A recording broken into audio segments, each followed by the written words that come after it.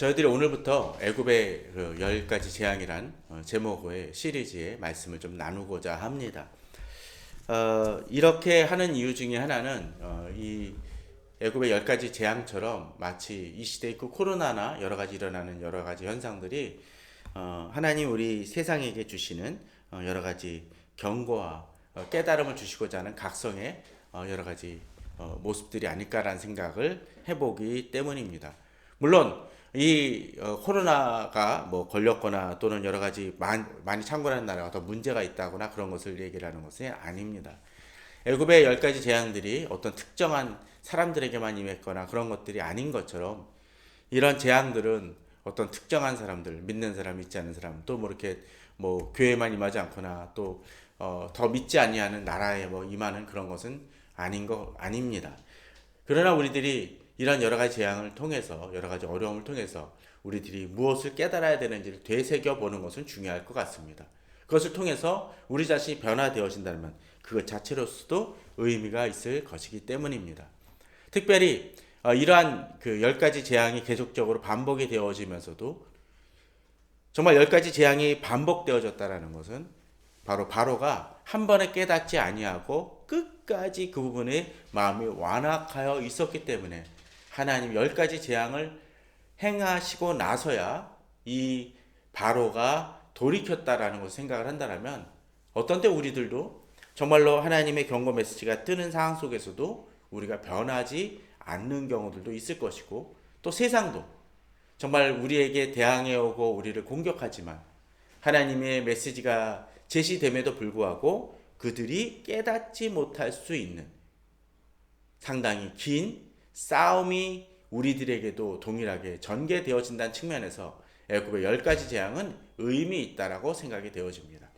그런데 재미난 것은 제가 이 애굽의 10가지 재앙을 준비하면서 설교 시리즈를 준비하면서 여러 가지 책들을 좀 살펴보았는데 인터넷에서 제가 있는 자료도 보았지만 인터넷에 있는 자료들을 보게 되면 10가지 재앙 딱 하면서 이런 어떤 인터넷 이 도서 판매하는 곳의 사이트를 해보면은 많은 책들이 사실 뜹니다. 뜨긴 뜨는데 한 가지 특징이 있습니다. 설교 시리즈에는 별로 도움이 되지 않는 책들만 많이 뜹니다. 무슨 책들이 많이 뜰까요? 그림책이나 동화책 같은 게 많이 뜹니다. 물론 교회 관련해서죠. 교회 관련 애굽의 10가지 재앙이 아주 많은 책들이 뜹니다. 또 어떤 거는 드로잉북도 뜹니다. 색칠하기. 물론 일부 뜨긴 하지만 아주 극히 제한적입니다. 물론 출애굽기에 대한 주석이라든지 그런 것들은 꽤 많을지 모르지만 이 10가지 재앙만을 다룬 책들은 별로 없습니다. 그만큼 사람들이 초점을 맞추는 것이 무엇일까요? 아마도 그로 인해서 일어난 놀라운 현상들, 기적들, 그런 것들에만 초점이 맞춰지지 이 10가지 재앙에 가져 있는 의미들을 깊이 묵상하는 것은 많이 사람들이 중심을 두지 않고 있는 것 아닌가라는 생각입니다. 실제로 그런 것 같습니다.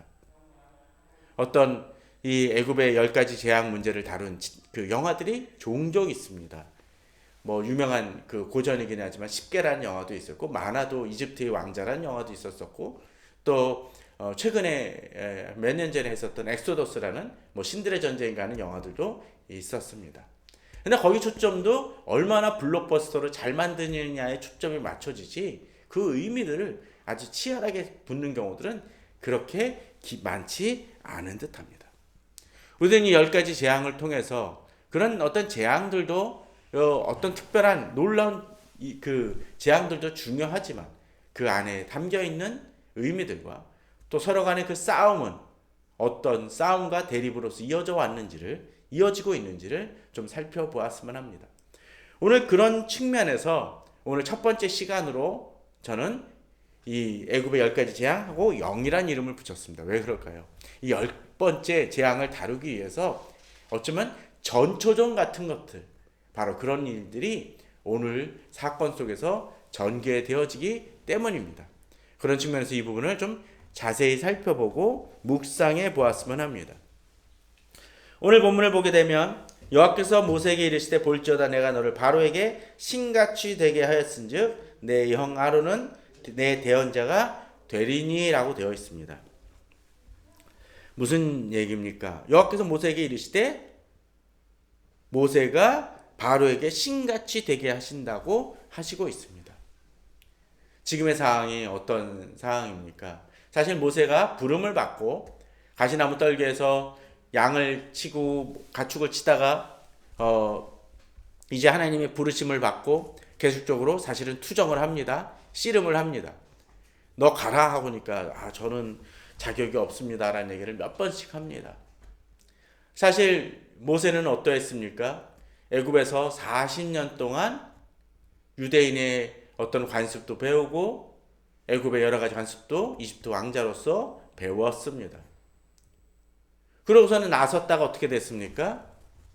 나섰다가 쫓겨나는 모습, 아니 도망자의 모습으로 전락을 하게 되죠.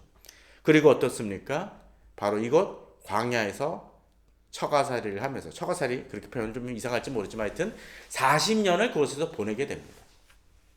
예전에는 잘 나갔던 사람입니다. 예전에는 능력도 있었습니다.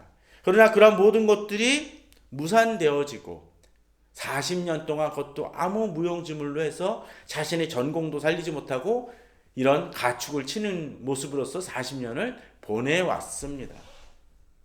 그리고 나이가 어떻게 되나요? 이제 40에 40이니까 80입니다. 그런 상황에서 자신이 쓸모가, 자신이 이 일을 할 수 있을 것이라 생각하지 못하는 것은 어쩌면 당연할지 모릅니다. 그러나 하나님의 때는 다르기에 그를 세우시고 보내십니다.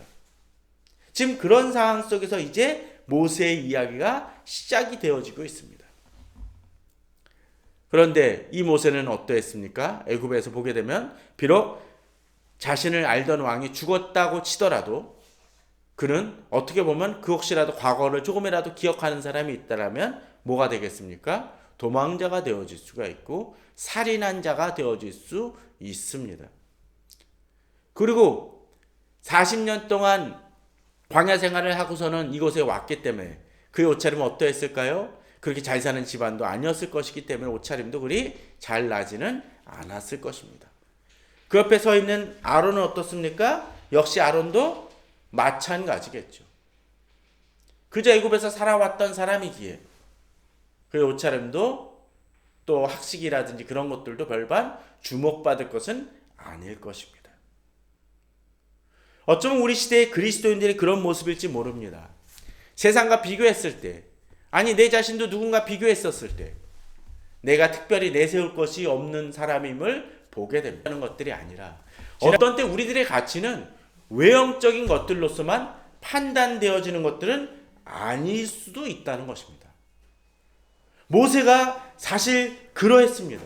본문은 뭐라고 그러나요? 바로에게 신같이 되게 하였음이라고 되어 있습니다. 무슨 얘기입니까? 그의 옷차림이나 학식이나 여러 가지 주변 환경은 볼품없을지 모르지만 결국 이 싸움을 통해서 나중에 좀 더 강화되면 나타나지만 바로에게 신같이 여겨질 만큼 놀랍고 두려운 존재로 바뀌어질 것이라는 겁니다. 그 옆에 있는 아론은 어떻습니까? 내 대언자가 되리니. 그렇지 않습니까? 권력 있는 사람 옆에만 있어도 그 사람은 가치가 있게 됩니다. 그렇지 않습니까? 누구누구 비서할 때 대통령 비서실장하고 그저 여기 조그만 그냥 아무 뭐 동창회 비서하면 같습니까? 완전히 차이가 나죠. 바로가 신같이 여기는 사람의 대언자라면 엄청난 것입니다. 대변인이라고 얘기할 수 있겠죠. 하나님은 우리를 그렇게 만드실 것입니다.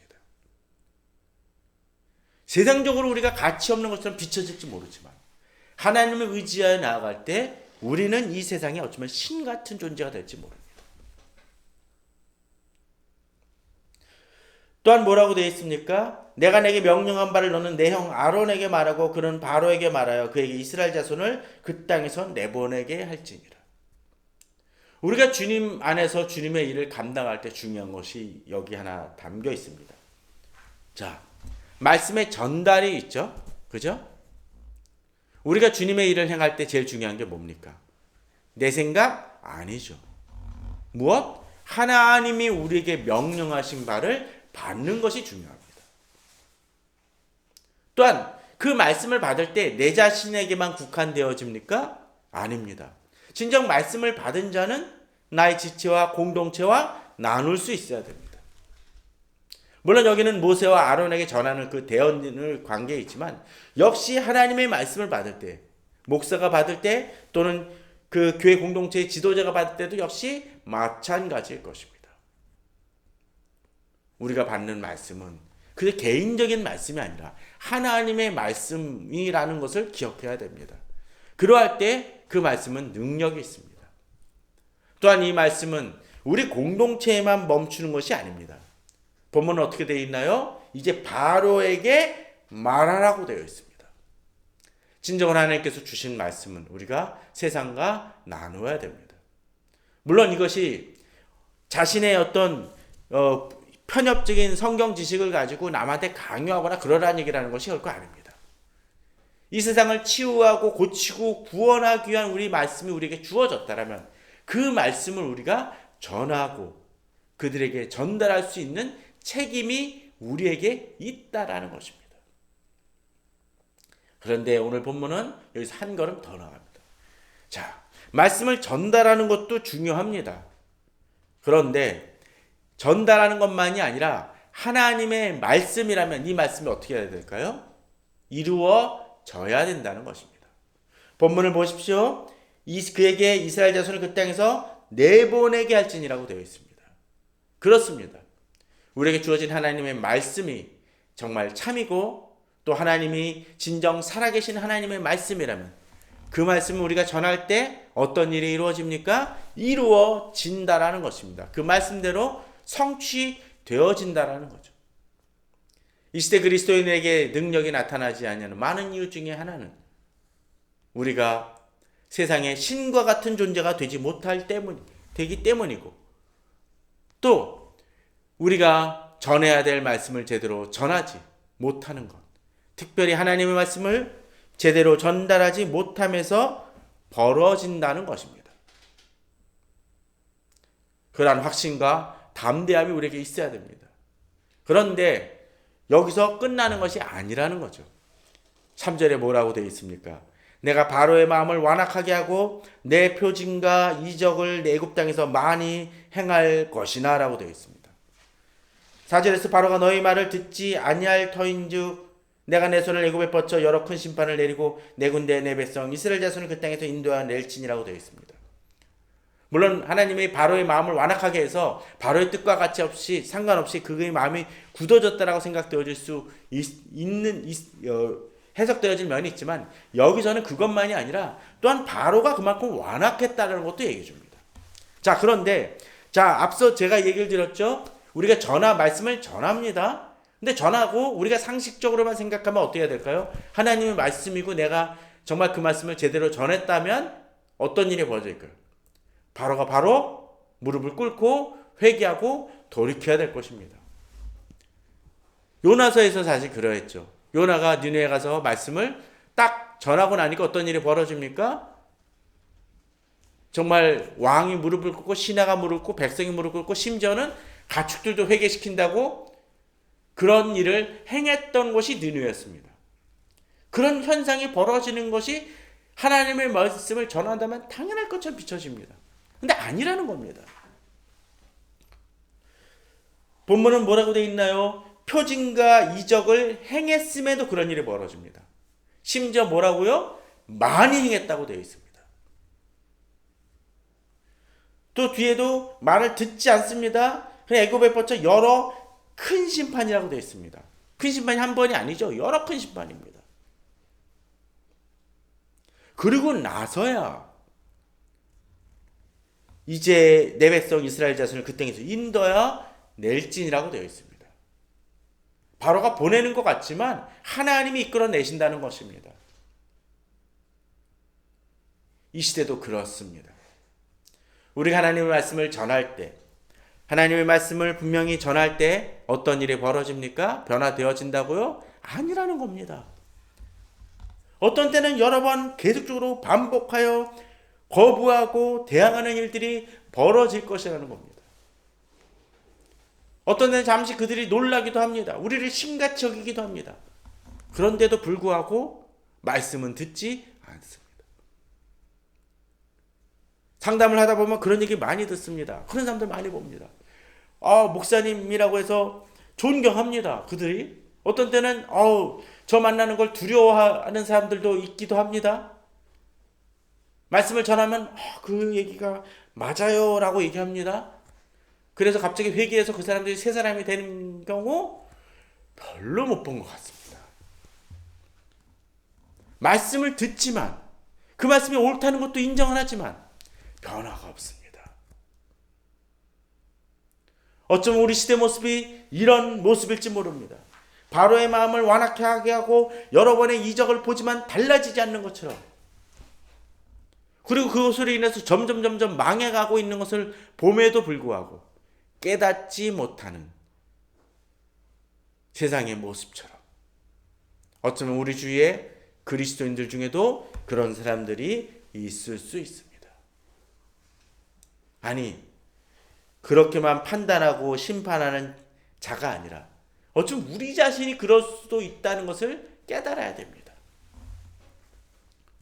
어쩌면 우리는 최근에 이 매일성경에서 애굽의 10가지 재앙을 다룰 때, 말씀을 대할 때마다 아직도 10번의 재앙이 반복됨에도 불구하고 하나님의 말씀이 계속적으로 내게 주시는 경고나 이런 부분은 바뀌어야 된다라고 지적하고 놓아버려야 될 것들을 놓지 않는 것으로 인해서 이 10번째 재앙까지 가는 분들도 있을 것입니다. 어쩌면 태반이 그럴지 모릅니다. 우리는 깨달아야 됩니다. 내가 바로일 수 있다는 것도 깨달아야 될 것입니다. 그러나 어찌됐건 간에 하나님이 우리가 하나님 앞에 서 있고 정말 그렇게 주님 앞에 나아갈 때, 주님은 이 세상 속에 우리가 처했음에도 불구하고 우리를 인도하여 내시고 주님의 약속을 이루실 것이고, 심지어 마지막엔 애굽 사람이 나를 여호와인 줄 알리라 라는 그 말씀처럼 이루어질 것이라는 믿음이 우리에게 있어야 될 것이라는 것입니다. 6절에 보면 모세 아론이 여호와께서 자기들에게 명령하신 대로 행하였다라고 되어 있습니다. 그렇습니다. 그들은 주어진 것은 무엇입니까? 그들에게 주어진 사명만이 아니라 정말로 이 바로가 듣지 아니할 것을 들었음에도 불구하고 그 말씀을 지키고 행하는 모습이 전개되어지고 있습니다. 우리도 그러해야 될 것입니다. 진정 하나님의 말씀대로 행해져야 됩니다. 특별히 우리가 전하는 말씀, 또 우리가 그 말씀을 붙들고 나아가는 곳은 어디입니까? 바로 어쩌면 모세처럼 애굽 땅일 수 있습니다. 우리가 주님의 말씀을 대할 때 종종 아멘, 감사합니다, 말씀대로 될 것을 믿습니다, 아멘 하는 경우들이 있지만 교회 안에만 머무는 경우들이 많이 있습니다. 그러나 우리들이 듣고 전하는 말씀은 어디? 애굽 땅에서 모세가 바로에게 전한 것처럼 우리가 세상 속에서 그 말씀을 붙들고 나아갈 때 진정한 변화와 역사는, 놀라운 일들은 일어날 것이라는 것입니다. 아무리 모세에게 하나님께서 명령하셨다 할지라도 그 말씀을 전하고 증거하지 않는다면 변화는 없을 것이라는 것입니다.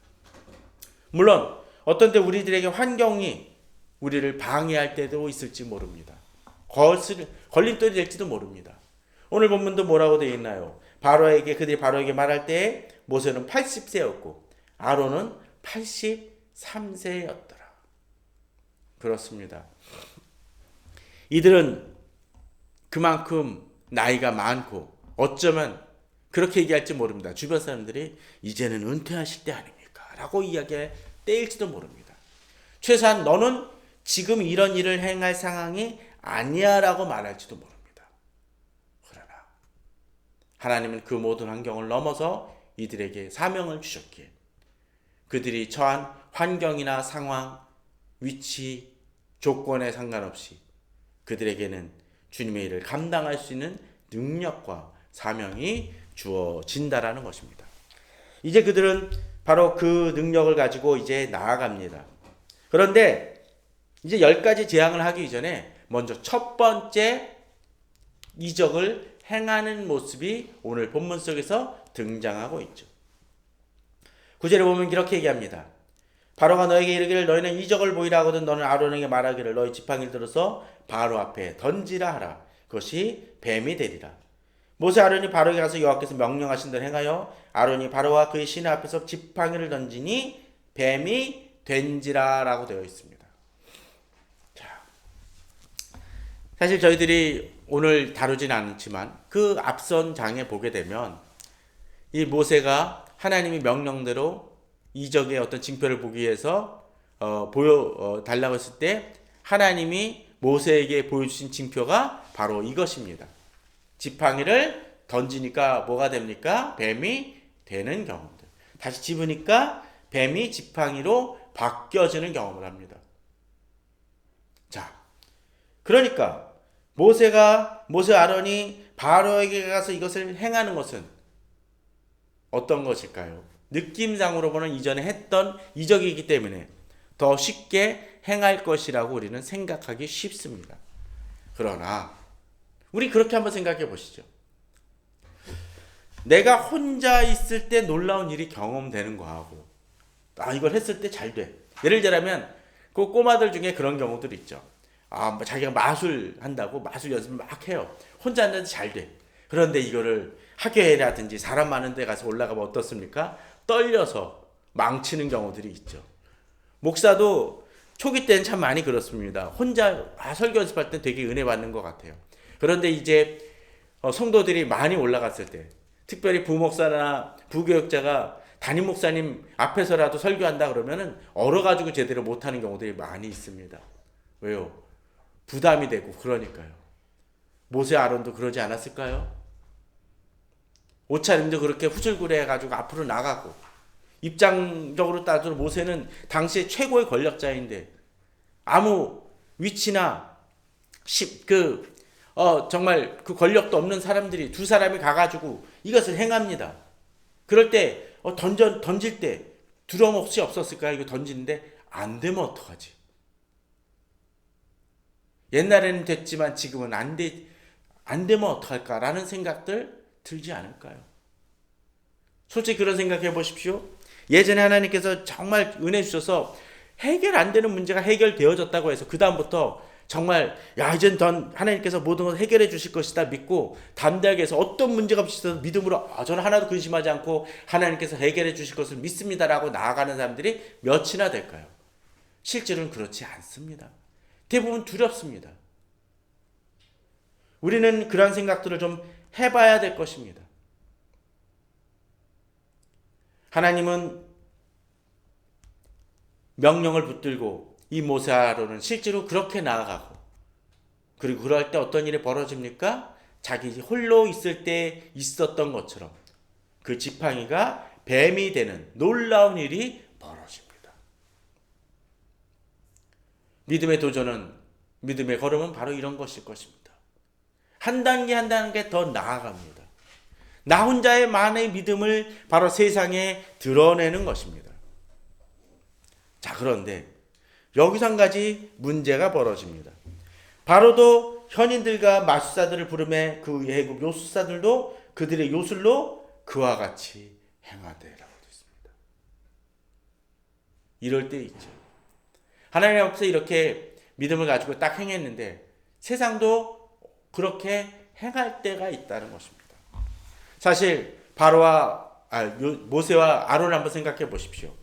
그 사람들은 두 사람이지만 여기 현인들과 마술사들을 했었을 때 한두 명이었을까요? 엄청나게 많은 인원 아니었을까요? 엄청난 신하들이 그들 앞에 있지 않았을까요? 그리고 그것은 어디? 애굽의 궁정 아닙니다.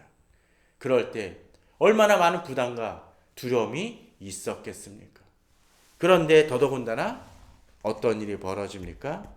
바로가 불렀던 현인들과 마술사들도 이것을 그대로 행한다는 것입니다. 가끔 어떤 때 그런 거 보지 않습니까? 어느 예능 프로그램에서 자기에게 특별한 재능이 있다라고 하면서 행합니다. 그런데 딱 행하는데 바로 옆에서 그거 될 것 같은데 하면서 딱 해버려. 얼마나 창피해요. 어떠면서 그런 모습일지 모릅니다.